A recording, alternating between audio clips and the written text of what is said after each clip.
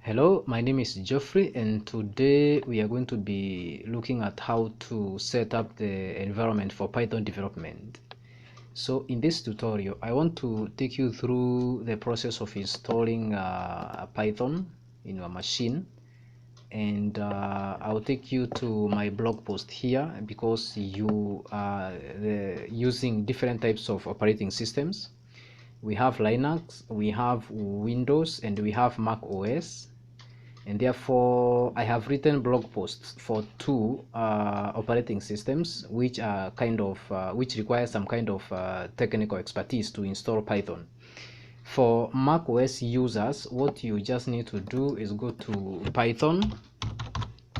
python.org, and when you get here, the only thing you're supposed to do is to download the Python installer. And once you download the Python installer, at the time of making of this tutorial, we have Python 3.8.3. When you download the Python installer and it finishes downloading, what you just need to do is drag the file and drop it in your applications folder. And just like that, you have finished installing Python. So I have written two blog posts for Windows and for Linux. That is for Debian and Ubuntu systems.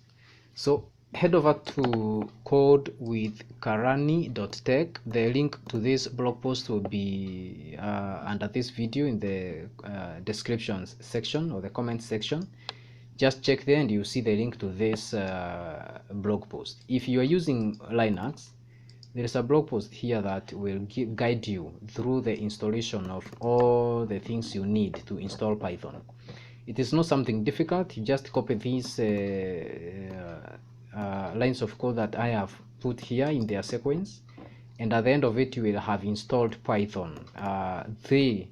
At the making of this tutorial, we are at Python 3, and that is specifically 3.8.3, and you will be done with installing Python. If you are on Windows operating systems, there is also a blog post for you. So go to how to install Python on Windows. I've covered Windows 10, but of course this will ideally be the same even with the other versions of Windows, whether you are on Windows 7 or you are on whatever 8 or 8.1. Yeah, the process is the same. There is something that you need to note if you are using Windows.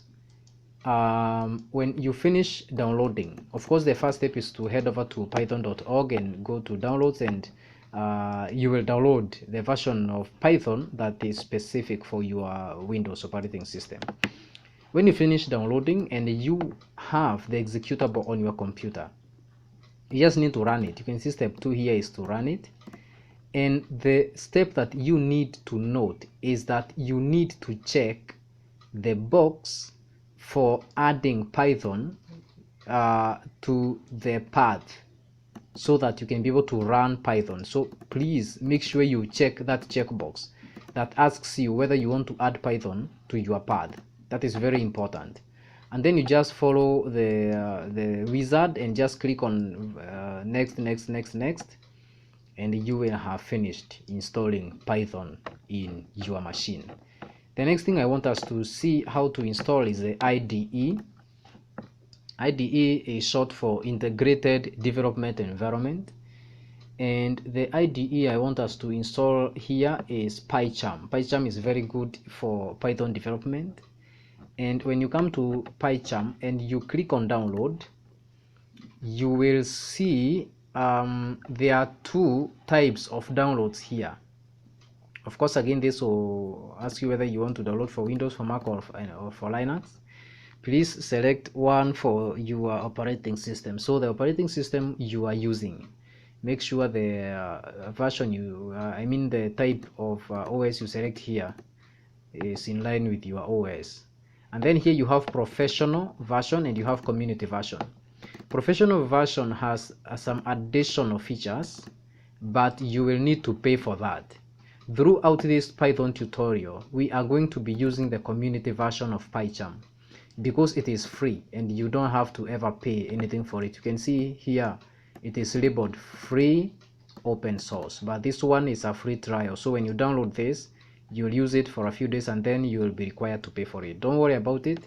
You don't need some of the features that are in this, so we are okay with Pycharm. So make sure you download them. If you have any problem installing either the Python in your machine, or you have a problem installing Pycharm, please give me a comment in the comment section below, and I will see how I will help you so that you are able to follow along this tutorial. Thank you so much for watching, and the next tutorial I'll be starting development of Python. So make sure you have subscribed to the channel so that you don't miss every time I have a video. I intend to make this very fast, so make sure you are not left out. Subscribe and don't forget to give this video a like. Thank you for watching and see you in my next tutorial.